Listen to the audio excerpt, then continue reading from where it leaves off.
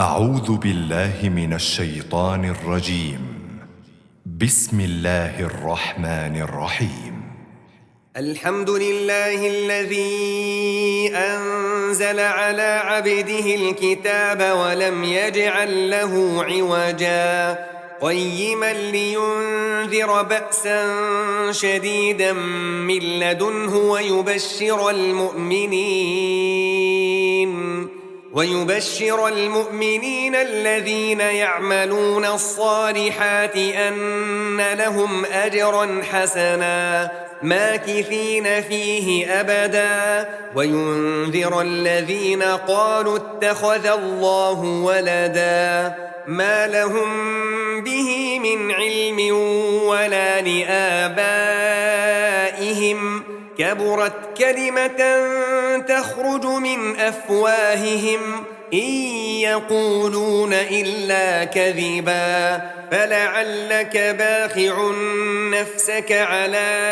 آثارهم إن لم يؤمنوا بهذا الحديث أسفا إنا جعلنا ما على الأرض زينة لها لنبلوهم أيهم أحسن عملا وإنا لجاعلون ما عليها صعيدا جرزا أم حسبت أن أصحاب الكهف والرقيم كانوا من آياتنا عجبا إذ أوى الفتية إلى الكهف فقالوا ربنا آتنا من لدنك رحمة وهيئ لنا من أمرنا رشدا فضربنا على آذانهم في الكهف سنين عددا ثم بعثناهم لنعلم أي الحزبين أحصى لما لبثوا أمدا نحن نقص عليك نبأهم بالحق إنهم فتية آمنوا بربهم وزدناهم هدى وربطنا على قلوبهم إذ قاموا فقالوا ربنا رب السماوات والأرض لن ندعو من دونه إلها لقد قلنا إذا شططا هؤلاء قومنا اتخذوا من دونه آلهة لولا يأتون عليهم بسلطان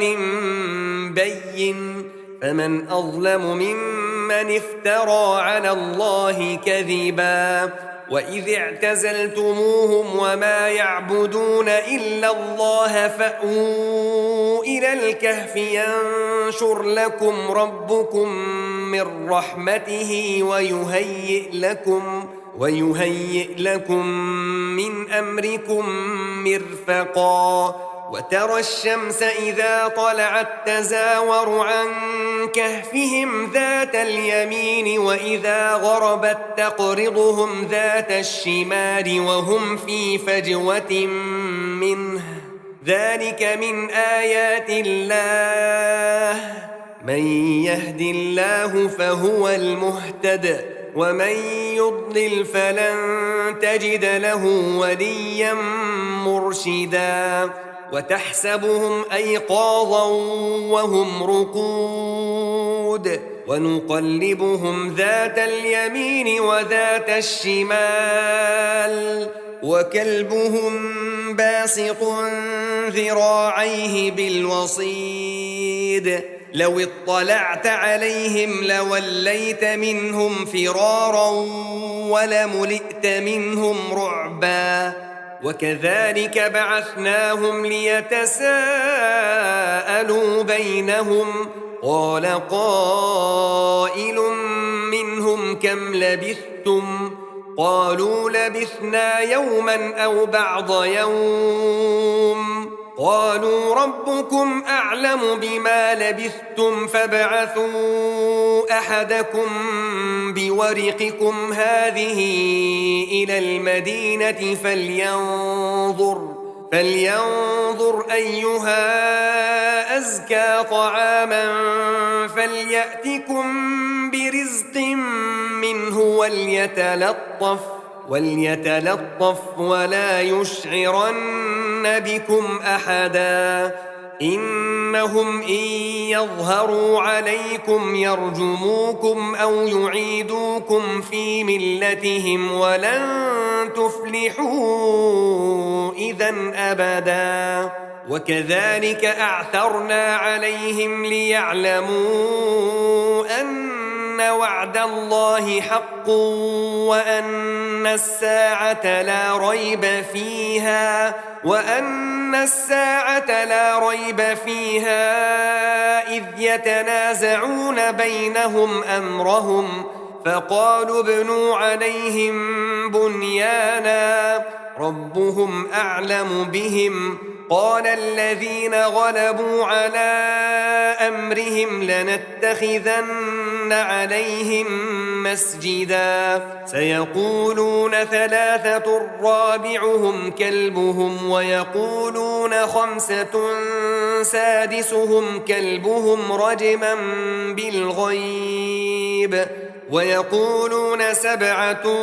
وثامنهم كلبهم قل ربي أعلم بعدتهم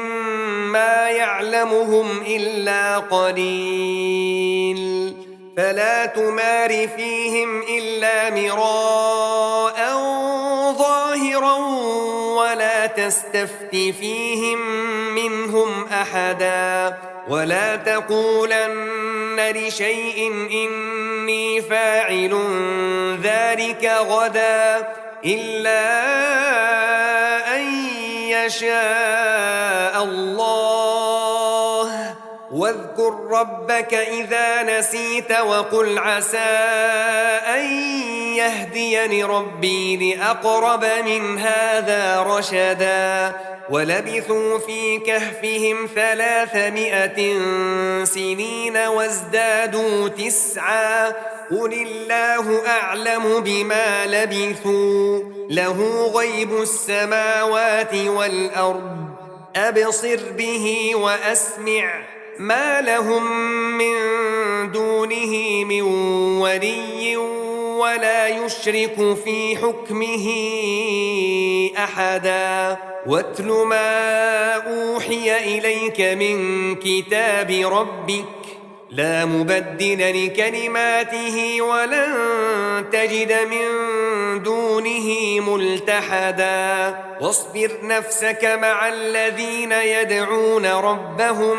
بالغداة والعشي يريدون وجهه ولا تعد عيناك عنهم تريد زينة الحياة الدنيا ولا تطع من أغفلنا قلبه عن ذكرنا واتبع هواه وكان أمره فرطا وقل الحق من ربكم فمن شاء فليؤمن ومن شاء فليكفر إنا أعتدنا للظالمين نارا أحاط بهم سرادقها وإن يستغيثوا يغاثوا بماء كالمهل يشوي الوجوه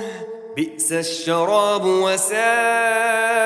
مرتفقا إن الذين آمنوا وعملوا الصالحات إنا لا نضيع أجر من أحسن عملا أولئك لهم جنات عدن تجري من تحتهم الأنهار يحلون فيها من أساور من ذهب ويلبسون ثيابا خضرا من سندس واستبرق متكئين فيها على الأرائك نعم الثواب وحسنت مرتفقا واضرب لهم مثل الرجلين جعلنا لأحدهما جنتين من أعناب وحففناهما بنخل وجعلنا بينهما زرعا كلتا الجنتين آتت أكلها ولم تظلم منه شيئا وفجرنا خلالهما نهرا وكان له ثمر فقال لصاحبه وهو يحاوره أنا أكثر منك مالا وأعز نفرا ودخل جنته وهو ظالم لنفسه قال ما أظن أن تبيد هذه أبدا وما أظن الساعة قائمة ولئن رددت إلى ربي لأجدن خيرا منها منقلبا قال له صاحبه وهو يحاوره أكفرت بالذي خلقك من تراب ثم من نطفة ثم سواك رجلا لكن هو الله ربي ولا أشرك بربي أحدا ولولا إذ دخلت جنتك قلت ما شاء الله لا قوة إلا بالله إن ترني أنا أقل منك مالا وولدا فعسى ربي أن يؤتيني خيرا من جنتك ويرسل عليها حسبانا من السماء فتصبح صعيدا زلقا أو يصبح ماؤها غورا فلن تستطيع له طلبا وأحيط بثمره فأصبح يقلب كفيه على ما أنفق فيها وهي خاوية على عروشها ويقول يا ليتني لم أشرك بربي أحدا ولم تكن له فئة ينصرونه من دون الله وما كان منتصرا هنالك الولاية لله الحق هو خير ثوابا وخير عقبا واضرب لهم مثل الحياة الدنيا كماء إن أنزلناه من السماء فاختلط به نبات الأرض فأصبح هشيما تذروه الرياح وكان الله على كل شيء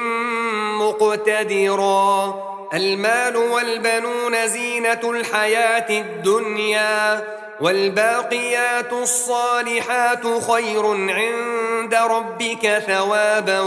وخير أملا ويوم نسير الجبال وترى الأرض بارزة وحشرناهم فلم نغادر منهم أحدا وعرضوا على ربك صفا لقد جئتمونا كما خلقناكم أول مرة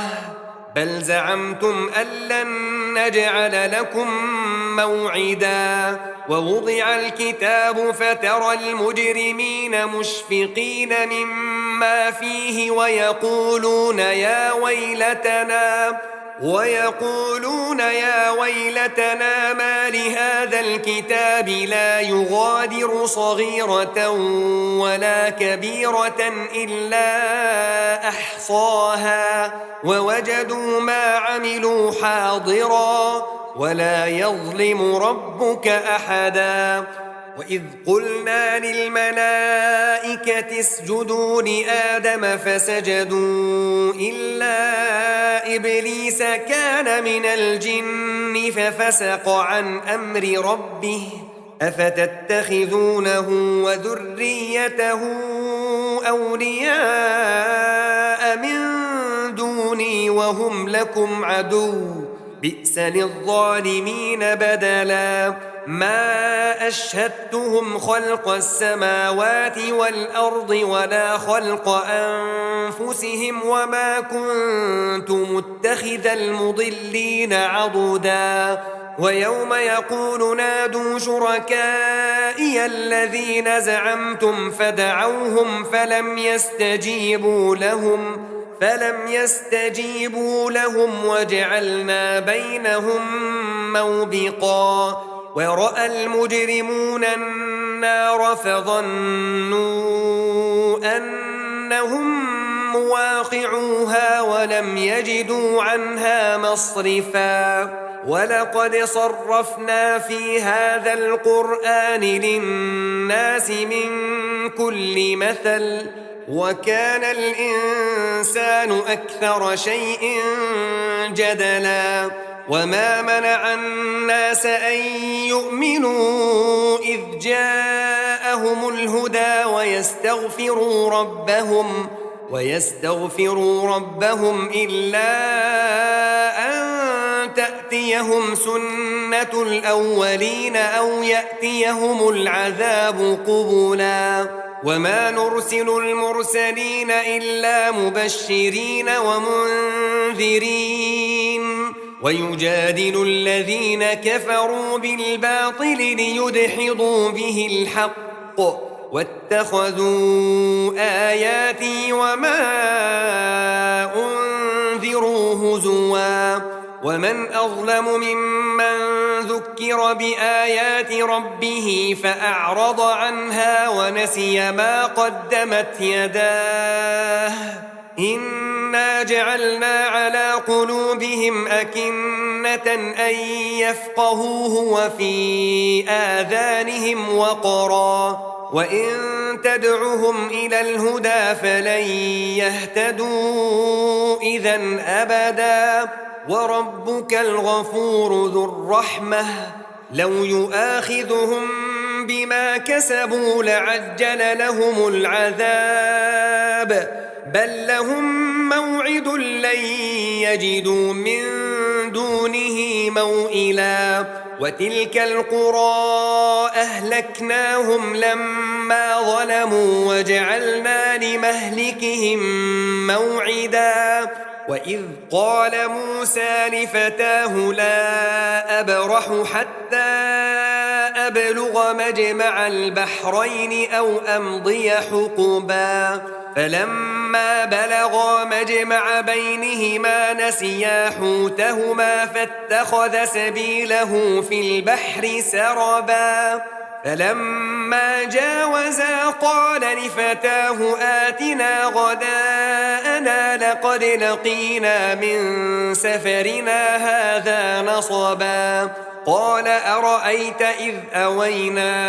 إلى الصخرة فإني نسيت الحوت وما أنسانيه إلا الشيطان أن أذكره واتخذ سبيله في البحر عجبا قال ذلك ما كنا نبغ فارتدا على آثارهما قصصا فوجدا عبدا من عبادنا آتيناه رحمة من عندنا وعلمناه من لدنا علما قال له موسى هل أتبعك على أن تعلمني مما علمت رشدا قال إنك لن تستطيع معي صبرا وكيف تصبر على ما لم تحط به خبرا قال ستجدني إن شاء الله صابرا ولا أعصي لك أمرا قال فإن اتبعتني فلا تسألني عن شيء حتى أحدث لك منه ذكرا فانطلقا حتى إذا ركبا في السفينة خرقها قال أخرقتها لتغرق أهلها لقد جئت شيئا إمرا قال ألم أقل إن إنك لن تستطيع معي صبرا قال لا تؤاخذني بما نسيت ولا ترهقني من أمري عسرا فانطلقا حتى إذا لقيا غلاما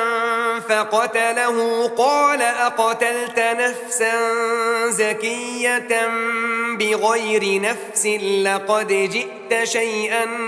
نكرا قال ألم أقل لك إنك لن تستطيع معي صبرا قال إن سألتك عن شيء بعدها فلا تصاحبني قد بلغت من لدني عذرا فانطلقا حتى إذا أتيا أهل قرية استطعما أهلها فأبوا أن يضيفوهما فوجدا فيها جدارا يريد أن ينقض فأقامه قال لو شئت لاتخذت عليه أجرا قال هذا فراق بيني وبينك سأنبئك بتأويل ما لم تستطع عليه صبرا أما السفينة فكانت لمساكين يعملون في البحر فأردت أن أعيبها وكان وراءهم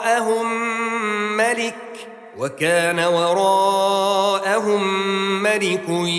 يأخذ كل سفينة غصبا وأما الغلام فكان أبواه مؤمنين فخشينا أن يرهقهما طغيانا وكفرا فأردنا أن يبدلهما ربهما خيرا منه زكاة وأقرب رحما وأما الجدار فكان لغلامين يتيمين في المدينة وكان تحته كنز لهما وكان أبوهما صالحا فأراد ربك أن يبلغا أشدهما ويستخرجا كنزهما رحمة من ربك وما فعلته عن أمري ذلك تأويل ما لم تسطع عليه صبرا ويسألونك عن ذي القرنين قل سأتلو عليكم منه ذكرا إنا مكنا له في الأرض وآتيناه من كل شيء سببا فأتبع سببا حتى إذا بلغ مغرب الشمس وجدها تغرب في عين حمئة ووجد عندها قوما قلنا يا ذا القرنين إما أن تعذب وإما أن تتخذ فيهم حسنا قال أما من ظلم فسوف نعذبه ثم يرد إلى ربه فيعذبه عذابا نكرا وأما من آمن وعمل صالحا فله جزاء الحسنى وسنقول له من أمرنا يسرا ثم أتبع سببا حتى إذا بلغ مطلع الشمس وجدها تطلع على قوم لم نجعل لهم من دونها سترا كذلك وقد أحطنا بما لديه خبرا ثم أتبع سببا حتى إذا بلغ بين السدين وجد من دونهما قوما لا يكادون يفقهون قولا قالوا يا ذا القرنين إن يأجوج ومأجوج مفسدون في الأرض فهل نجعل لك خرجا على أن تجعل بيننا وبينهم سدا قال ما مكني فيه ربي خير فأعينوني بقوة أجعل بينكم وبينهم ردما آتوني زبر الحديد حتى إذا ساوى بين الصدفين قال انفخوا حتى إذا جعله نارا قال آتوني أفرغ عليه قطرا فما استطاعوا أن يظهروه وما استطاعوا له نقبا قال هذا رحمة من ربي فإذا جاء وعد ربي جعله دكا وكان وعد ربي حقا وتركنا بعضهم يومئذ يموج في بعض ونفخ في الصور فجمعناهم جمعا وعرضنا جهنم يومئذ للكافرين عرضا الذين كانت أعينهم في غطاء عن ذكري وكانوا لا يستطيعون سمعا أفحسب الذين كفروا أن يتخذوا عبادي من دوني أولياء إنا أعتدنا جهنم للكافرين نزلا قل هل ننبئكم بالأخسرين أعمالا الذين ضل سعيهم في الحياة الدنيا وهم يحسبون أنهم يحسنون صنعا أولئك الذين كفروا بآيات ربهم ولقائه فحبطت أعمالهم فلا نقيم لهم يوم القيامة وزنا ذلك جزاؤهم جهنم بما كفروا واتخذوا آياتي ورسلي هزوا إن الذين آمنوا وعملوا الصالحات كانت لهم جنات الفردوس نزلا خالدين فيها لا يبغون عنها حولا قل لو كان البحر مدادا لكلمات ربي لنفد البحر قبل أن تنفد كلمات ربي ولو جئنا بمثله مددا قل إنما أنا بشر مثلكم يوحى إلي أنما إلهكم إله واحد فمن كان يرجو لقاء ربه فليعمل عملا